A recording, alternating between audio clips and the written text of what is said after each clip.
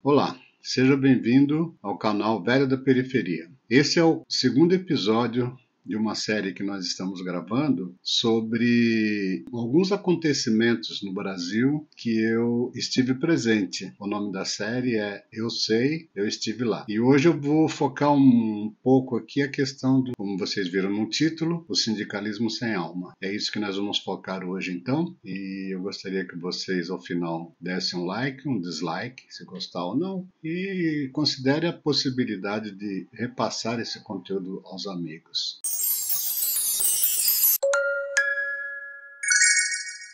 Então vamos ao assunto do dia, né? Como vocês viram na introdução e na capa do vídeo, nós vamos falar um pouco sobre o sindicalismo sem alma. É uma experiência que eu tive em algumas greves dos sindicatos de São Paulo, especialmente do ABC, ABCD no caso, né? Porque o episódio que eu vou contar tem muito a ver com o Diadema, então eu gostaria de falar com vocês. Mas deixa eu dar uma contextualizada para vocês entenderem como é que eu caí nesse caso aí, né? Como eu falei no vídeo anterior, em 1964 eu mudei para uma cidadezinha no Paraná chamada Porecatu. Quem é de lá sabe. Porecatu é uma cidade aprazível, né? Uma cidade boa para se morar, só que não tem muitas opções. Só que eu cheguei lá com 10 anos de idade e saí de lá com 18 anos, então eu terminei de viver minha infância lá e vivi minha adolescência lá também. Eu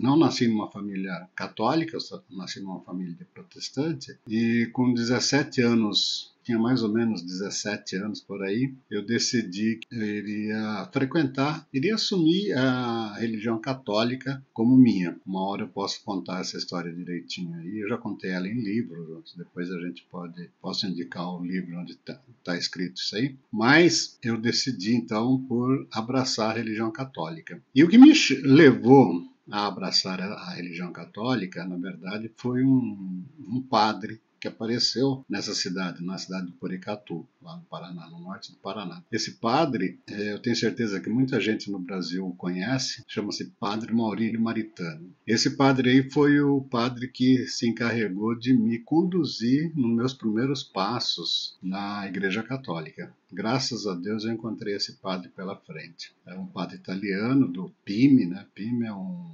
instituto que existe, acho que a sede dele é na Itália, que espalha missionários pelo mundo todo. E esse padre, e a nossa paróquia lá era comandada pelos padres do PIME. E esse padre Maurílio, isso era em 1971, se eu não me engano, o padre Maurílio chegou lá em Porecatu e meio que revolucionou a juventude. Ele chamou toda a juventude para a igreja. Não foi diferente comigo, e eu me embrenhei mesmo eu entrei de cabeça mesmo na religião católica, me batizei, o meu batismo aconteceu em 71, então com 17 anos eu me batizei na Igreja Católica e segui minha vida, sou católico até hoje, não me arrependo disso. Quem me conhece sabe que a gente participa da igreja com bastante afinco mesmo. E não só participo da igreja, como gosto de estudar muito a igreja. Gosto de estudar muito as coisas da nossa igreja. Aqui atrás de mim tem esse livro aqui, que eu dei o título para ele de Quer Ser o Primeiro, Seja o Último. E faço uma pergunta: política na igreja? Então, além de participar bastante das coisas da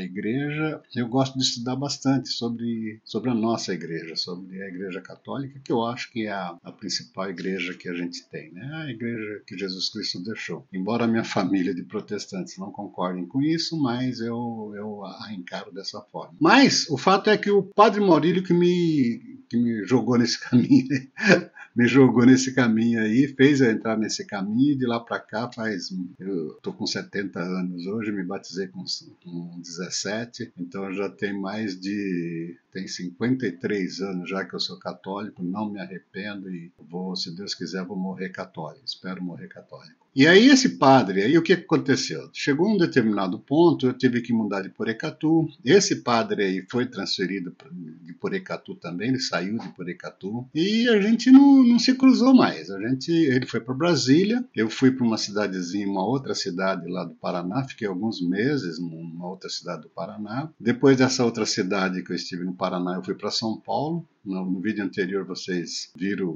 mais ou menos, eu contei mais ou menos quando é que eu cheguei em São Paulo. Eu cheguei lá em 73, estava lá em São Paulo e frequentava uma ou outra igreja, não tinha nenhuma igreja assim que eu chamava de minha mesmo, até que eu descobri que aquele padre, o padre Maurílio Maritano, que estava lá que me pegou pela mão, me levou para o catolicismo lá em Porecatu, eu descobri que ele era pároco numa igreja lá na Vila Joaniza, perto da cidade de Ademar, perto de Americanópolis, fazia divisa com Diadema.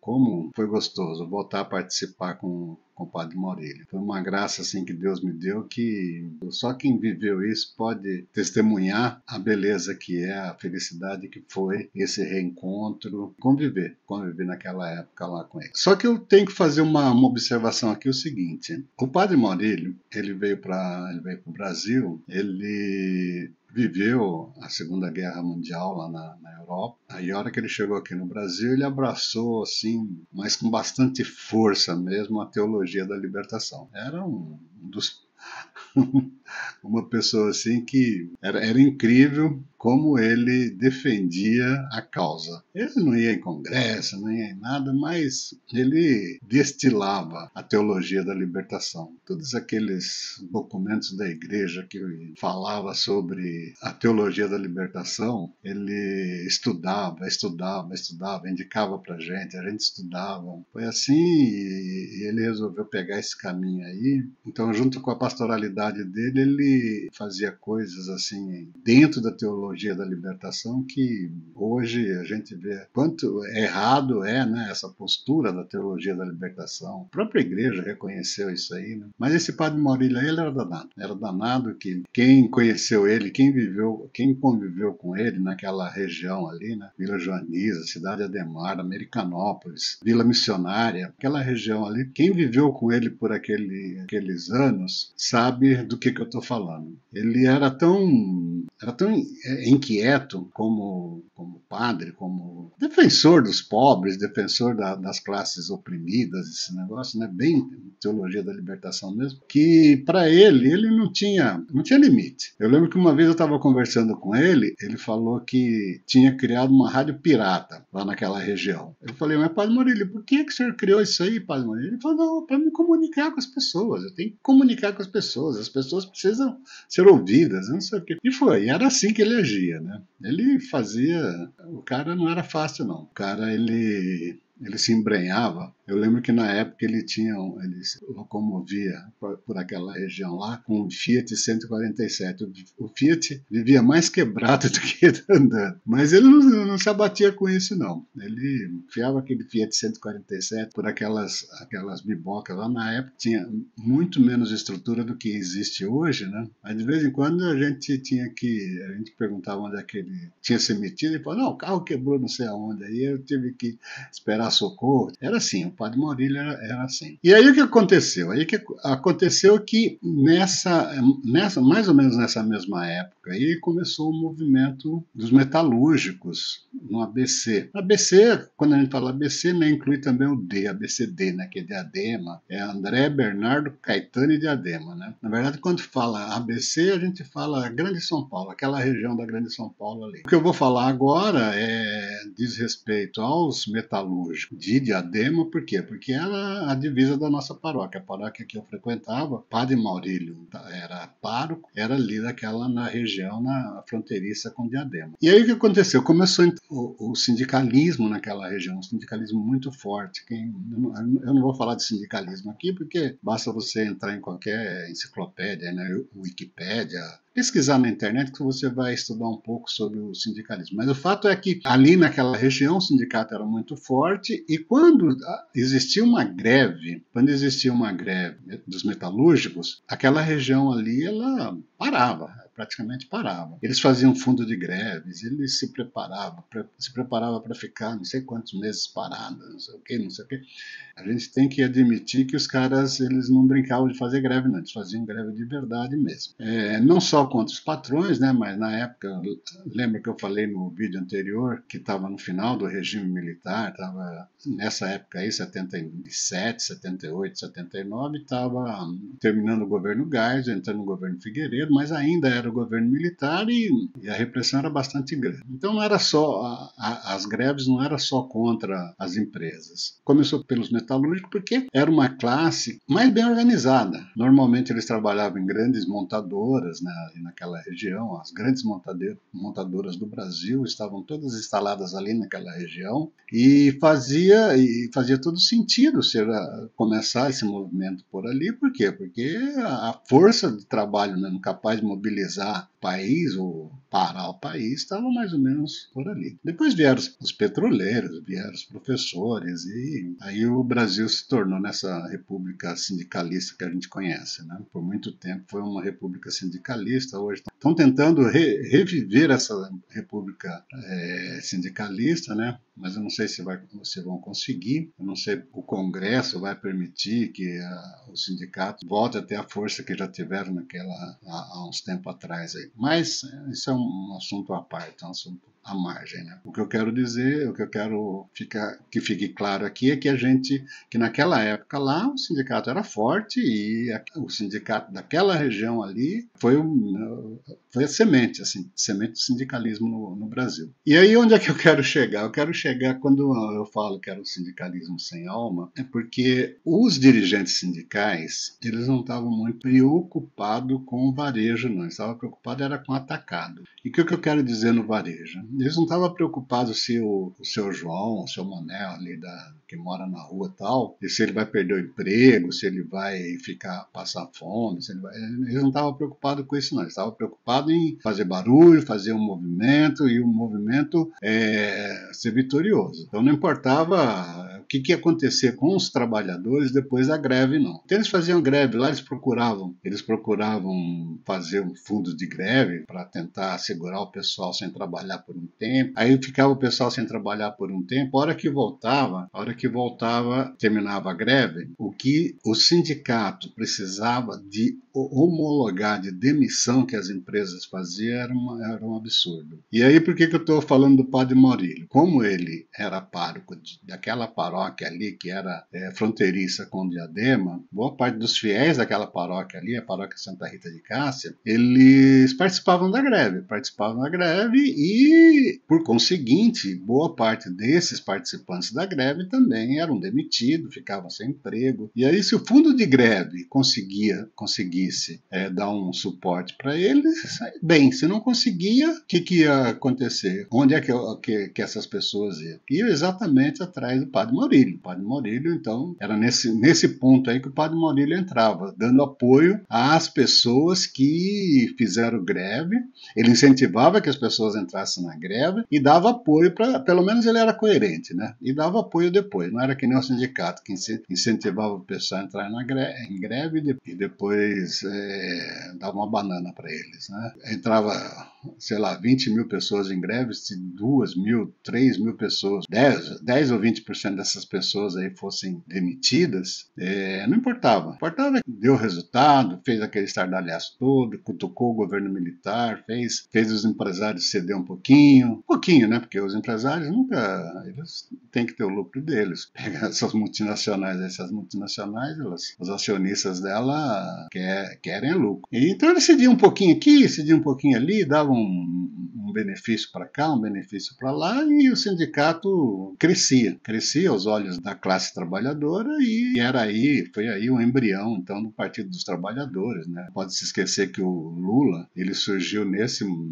momento aí, ele foi o presidente do maior sindicato da região lá. Cabia depois as pessoas, tipo o Padre Maurílio, assim, resolver os problemas que apareciam. Então o cara ficava sem pagar aluguel, tinha que correr atrás de dinheirinho aqui, um dinheirinho dinheirinho ali para pagar o aluguel do cara, não tinha comida e ficava correndo atrás de um negócio aqui, um negócio ali para dar comida pro povo. Tudo isso por quê? Porque ele apoiava aquele movimento lá, né? Como todo bom teólogo da libertação, o negócio dele era apoiar aquilo lá. A teologia da libertação é o antropocentrismo, né? Ou seja, tira Deus do centro das coisas e coloca o homem no centro das coisas. Então a gente pode discutir depois com mais profundidade. Mas o Padre Maurílio, ele era assim, e eu presenciei isso aí. Olha, eu corria com ele por todos aqueles lugares lá. De certa forma eu tinha disponibilidade de tempo e passava boa parte do meu tempo disponível com ele. E corria atrás disso aí,